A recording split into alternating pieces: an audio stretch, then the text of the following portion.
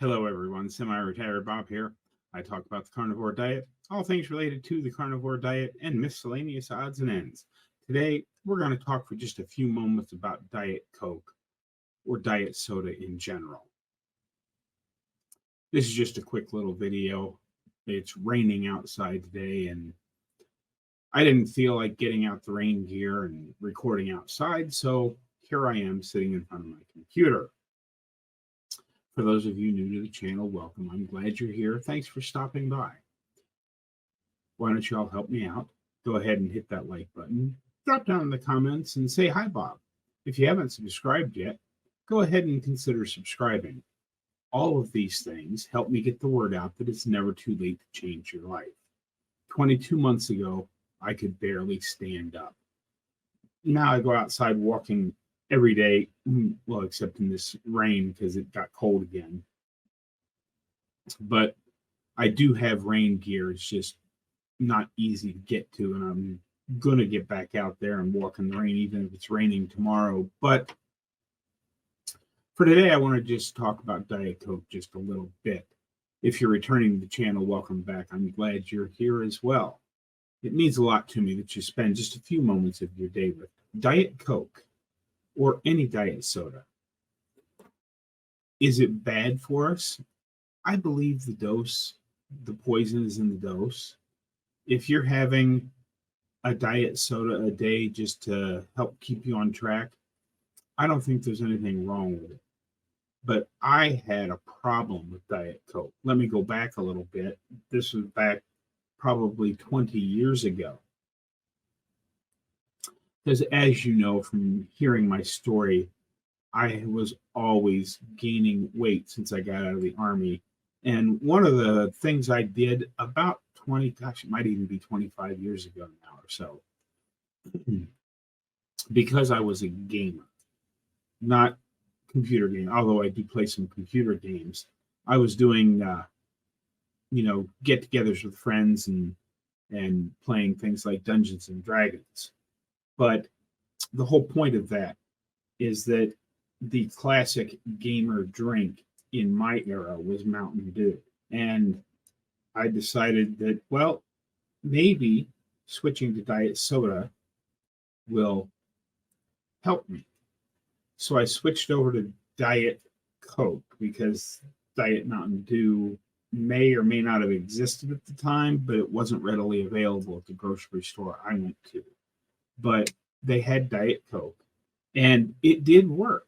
I lost 15, 20 pounds, overnight, basically, because I stopped drinking sugary sodas and went to diet soda. But over the next 20, 25 years, I developed a Diet Coke problem.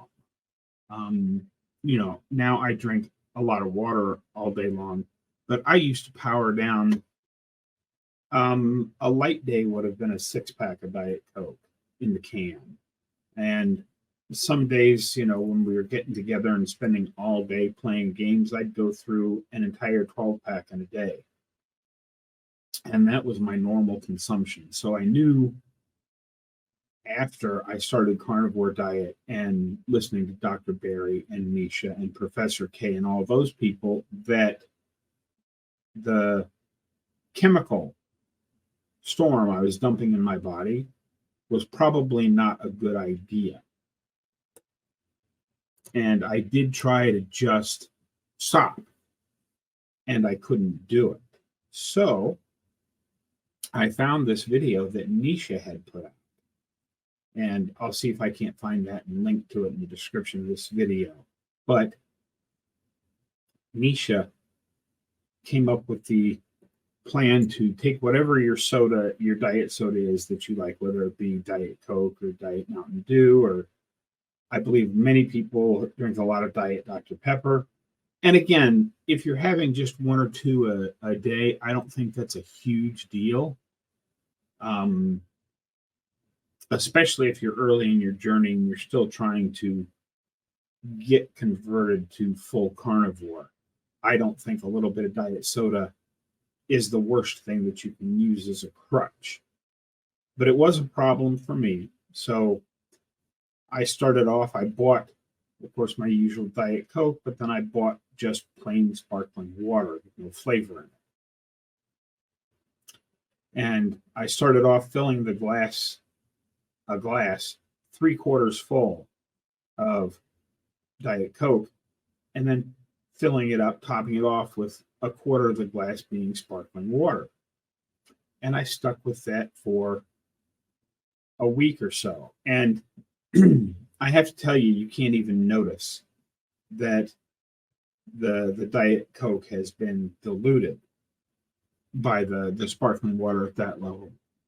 And then as the weeks go by, you slowly decrease the amount of Diet Coke you're putting in there and add more sparkling water.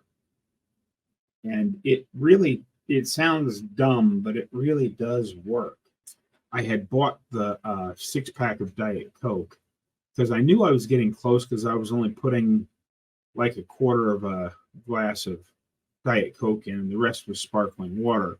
So I bought a new 6-pack of Diet Coke, planning on cutting it down even more that next week. And then I looked at the Diet Coke and looked at the sparkling water and said, I don't need either of them. And that's when I made the switch to straight up water. This brings us to, if you watched the live yesterday with Dave, he asked me a question which kind of let the cat out of the bag. And it's only the 14th, but I am now doing the same thing with coffee. I've just been making it weaker.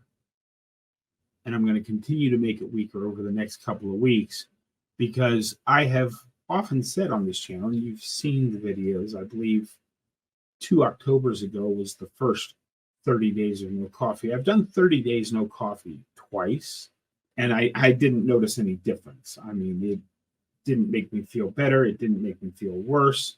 But I'm going to go ahead and do a full 60 days. I'm going to practice what I preach. I'm going to do a full 60 days of no coffee starting April the 1st. So I've been slowly cutting back the amount of coffee I mix up in my pot of coffee.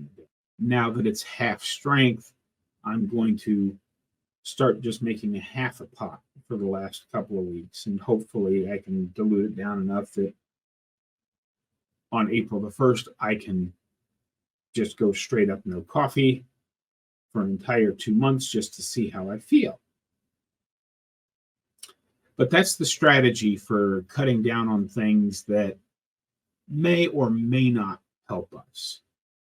Many people have been asking, so I'm going to go ahead and insert here, not a big clip, but just a little clip of me warming up for dance class this week.